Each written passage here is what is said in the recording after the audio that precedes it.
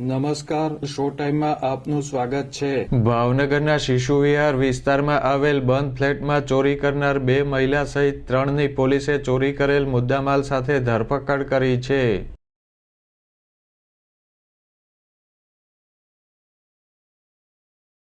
ભાવનગરના શિશુ વિહાર માણેકવાડી સર્કલ પાસે આવેલ સ્ક્રેપના વેપારી આસિફભાઈ ફતાણીના બંધ ફ્લેટમાં રૂપિયા 9,50,000ની ચોરી થઈ હતી।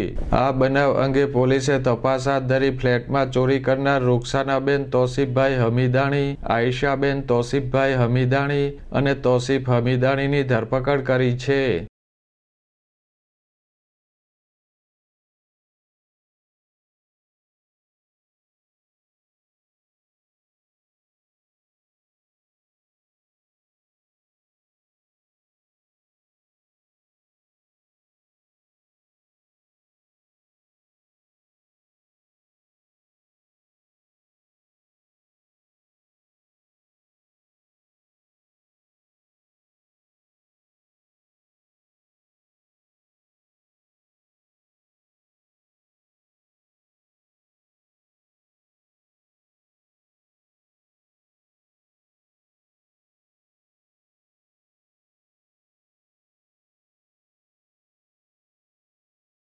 પોલીસે રોકડ રકમ સહિત કુલ રૂપિયા 5,63,000નો મુદ્દામાલ કબજે કર્યો છે।